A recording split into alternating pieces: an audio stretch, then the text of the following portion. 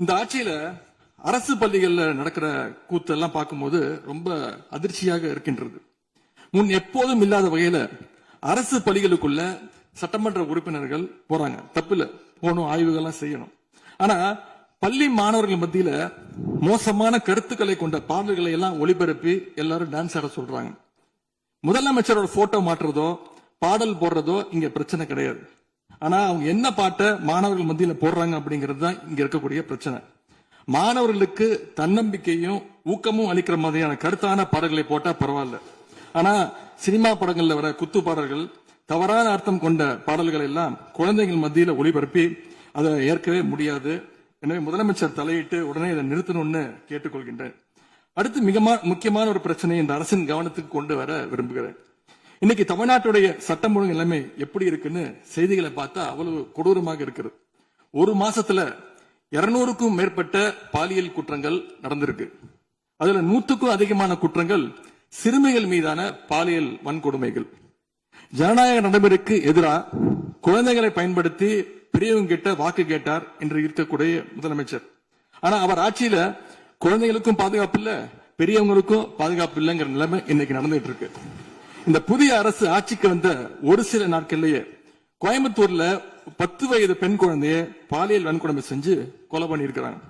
முக்கியமா தமிழ்நாட்டையே உலுக்கிய ஒரு கேஸ், கும்மிடிப்பூண்டியில ஒரு 3 வயது குழந்தை பாலியல் வன்கொடுமை செய்யப்பட்டு புதர்ல வீசப்பட்டு அதன் பின்பு அந்த குழந்தை இறந்தும் போயிடுச்சு.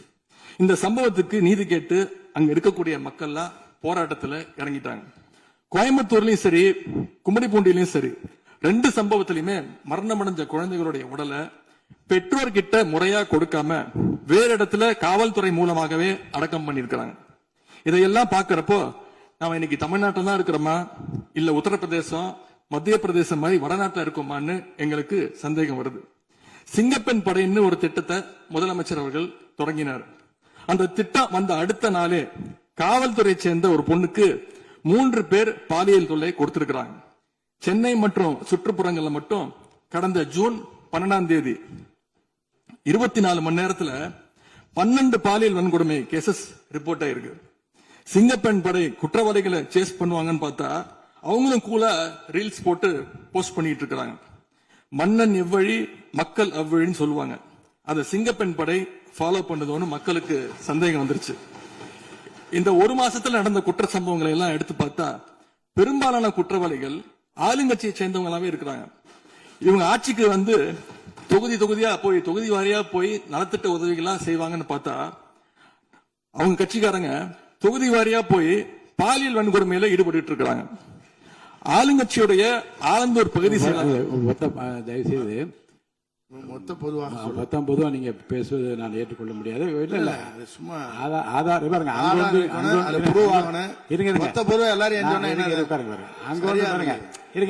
உட்காருங்க. அங்கொன்றும் இங்கொன்றுமாக சில நிகழ்வுகள் நடந்திருந்து அதில் ஆளுங்கட்சி இருந்திருந்தால் கூட மாண்பு முதலமைச்சர் நடவடிக்கை எடுத்துட்டு செய்தியில் வந்து கொண்டுதான் இருக்கு. நான் பத்திரிகையில் பார்க்கிறேன். அதனால குறிப்பிட்டு இந்த இடத்தில் இந்த கட்சிக்காரர் என்று நீங்கள் பெயர் குறிப்பிட்டு பேசினா அதை ஏற்றுக்கொள்வதை எனக்கு ஆட்சேபனை இல்லை. பொதுவாக பேசுவதை தவிர்க்க வேண்டுகிறேன். அவை குறிப்பிட்டு அது மட்டும் நீக்கப்படுகிறது. ஆளுங்கட்சியுடைய ஆலந்தூர் பகுதி செயலாளர் பேர் குறிப்பிட்டு சொல்றேன். கணவரால் கைவிடப்பட்ட ஒரு பெண்ணுக்கு ஆலந்தூர் பகுதி செயலாளர் கணவரால் கைவிடப்பட்ட ஒரு பெண்ணுக்கு பண உதவி செய்யறேன்னு சொல்லி அவங்க பாலியல் ரீதியா துன்புறுத்த முயற்சி பண்ணிருக்கிறார். சேலத்துல இன்னொரு பொள்ளாச்சி சம்பவம் மாதிரி ஆளுங்கட்சி ஆதரவாளரான மணிகண்டன் என்னும் நபர் 50க்கும் அதிகமான பெண்களை பாலியல் வன்கொடுமைக்கு ஆளாக்கி இருக்கிறார்.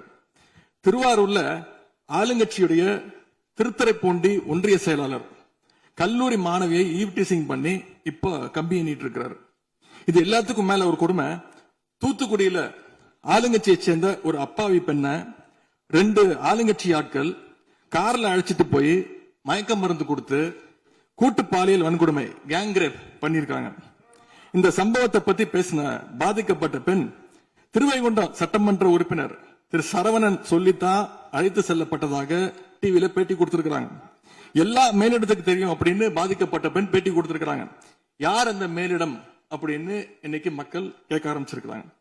தனக்கு நேர்ந்த கொடுமையை ஆளுங்கட்சியினுடைய அமைச்சர்கள் 2ஆம் கட்ட 3ஆம் கட்ட தலைவர்கள் கிட்ட சொன்னதாகவும் பாதிக்கப்பட்ட பெண் இன்னைக்கு சொல்லியிருக்கிறாங்க. ஆனா நடந்தது என்ன? யார் தப்பு பண்ணாலும் நடவடிக்கை எடுக்க தயங்க மாட்டேன்னு சொன்னார் நம்முடைய முதலமைச்சர். ஆனா இந்த சம்பவத்துல குற்றம் சாட்டப்பட்டுள்ள சட்டமன்ற உறுப்பினர் மேல என்ன நடவடிக்கை எடுத்தாங்கன்னு தெரியல. அதுக்கு மாறா பாதிக்கப்பட்ட பெண்ணை கட்சியிலிருந்து நீக்கி இருக்கீங்க. இதுக்கு பேர் தான் மாற்றமா? இதுக்கு பேர் தான் தூய சக்தியா அப்படின்னு மக்கள் கேட்கிறாங்க.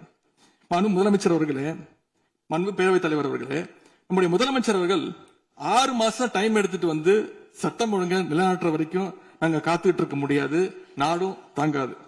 இத பத்தி கேள்வி எழுப்பினா கூட காவல்துறைக்கு பொறுப்பு வைக்கக்கூடிய முதலமைச்சர் எதுவும் பேச மாட்டேங்கிறார். To remain silent in the face of evil is itself evil அப்படின்னு ஒரு பழமொழி உண்டு. அது யாருக்கு பொருந்ததோ இல்லையோ இந்த அரசுக்கு சரியாக பொருந்தது. ஆகவே முதல் வேலையா சட்டம் ஒழுங்கை காப்பாற்றுறதுக்கு முக்கியத்துவம் கொடுத்து இந்த அரசு நடவடிக்கை எடுக்கணும்னு கேட்டுக்கொள்கிறேன்.